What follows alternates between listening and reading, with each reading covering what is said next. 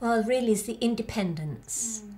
I've lost my independence because I have to rely on somebody to do something for me. I have two gorgeous carers who come in the morning and we have a real giggle. And they'll wash me, they'll dress me, give me a shower, wash my hair. And the independence is a hard thing because I was really a very independent person. I would go swimming 3 times a week. I'd go to the gym 3 times a week. I was, you know, here, there and everywhere. And all of a sudden, I'm no longer here, there and everywhere. I'm sort of in the chair, and if I need to be dealt with, I need to be dealt with, nothing else. And Alan takes me out, but it's very, very difficult because the council, very good, built us a ramp outside the house so we can go down there, out the back of the house. But then, of course, he has to lift me in and out the car, which is not an easy thing to do.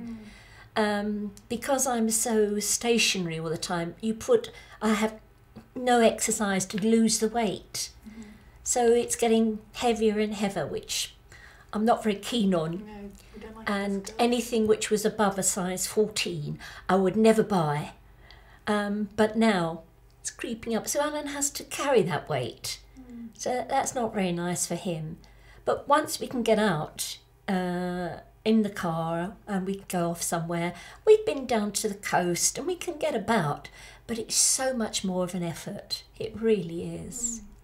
I have them every morning, 7 days a week. One of them we've had for 7 years. Gosh. And the other one about 2 or 3. And I have got a wonderful relationship with them. We just don't stop laughing. Alan listens to the noise that comes from that room when we're all in there together. It is so funny, but they do everything. You know, I'm up and in the chair by Alan, and then they wash me and they dress me, and then they get me in my wheelchair and I come out here, or they shower me, wash my hair, and with nothing, absolutely nothing is too much trouble. Yeah. We've had tremendous support from the local authority, from social services, and the National Health Service has been absolutely superb. We've had amazing support from those people, but of course it does mean you have all sorts of people coming into your home. The district nurse comes, the carers come, the carers supervisor wants to come and see what's going on. There's a whole array of people that arrive in the home to make sure that these services are being conducted in the way in which they believe they should be. And they are, from our point of view. We don't have any complaints. Well, on the nice side is that the relationship between Alan and I is fantastic, and we're even closer now than we've ever been because we rely on each other much more, so we're much more closer. I mean, we're with each other 24 hours a day, and there aren't many marriages that can last like that. So we've grown closer together because I need him much more, and I hope that he needs me. He must get some form of bond with me. The dark side are I have bad days. I have bad days and good days, and the bad days are very bad. Sometimes I have cried myself to sleep because I just can't cope. And when I went to see the not the surgeon but the consultant, I just burst into tears. I can't cope with anymore. I can't cope. What else is going to go wrong? You know, because there are bits and pieces of my body which are just folding up and closing down. And this is hard. This is hard. And I don't know what Alan would feel about that, but dark days and good days. And the good days are lovely. And it makes you appreciate, when you get the dark days, how the good days are good. But it is a struggle. It is a struggle. Sheila is the master at putting on a good face, and most people will say, when they ask her how she is, she says, "I'm fine." She has these 2 words, and that's Sheila.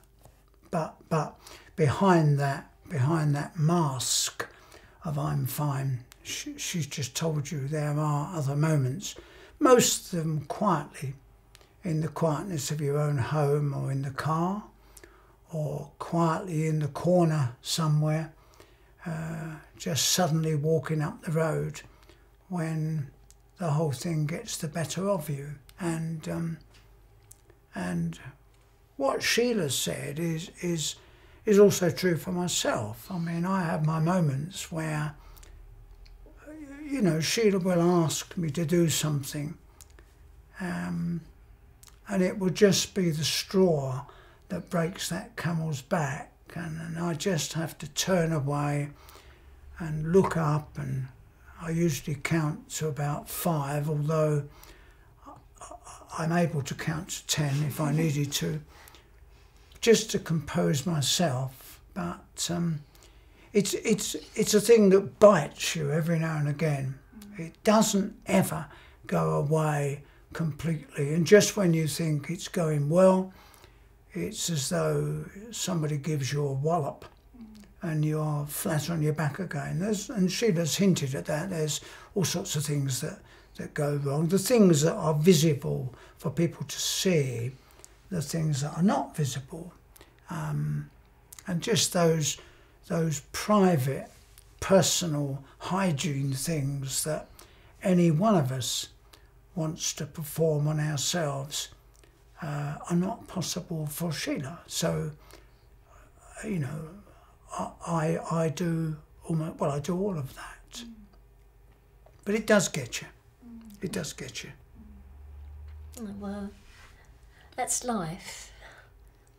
And you don't expect it all to go nicely, do you? But this is hard. This life is very, very hard. We never ever thought that we'd have this problem. We were all both active, and all of a sudden, chop. We can't do the things we want to do. When we retired, we thought we'd do this, that and the other. We can't, you know, we can't. The family are so supportive. I mean, the children come in and we play games, and the oldest boy, Joe, is a bad loser, and so he wants to win every game, but we have such fun, and I learned so many new games. I learned Star Wars, Doctor Who, all these names that I don't know. Oh, Nanny, you will never learn that name. So, you know, they're good. They're good for us, and they keep us on the toes. And the 2 girls, nothing is too much hard work for them. Whatever we want done, whatever shopping we want, they're there. So we know that we got a wonderful supported family. We've had tremendous support from the family, from friends, from Christian friends sort of up and down the country, at All Souls, the fellowship group. And then we've got Christian friends here, there and everywhere around the world, and they've all been amazingly. And, you know, I'd say it this way, sometimes we can't pray. We're sort of beyond that. It's easy to say, just pray about it, but we're not able to pray. And the thing that's helped us through is, okay, we can't do it, but others are. Others are praying for us, and that, the power of that prayer has just kept us going sometimes. But sadly, I suppose it's our frailty, our weakness. We do lose our way sometimes, and you just say, why?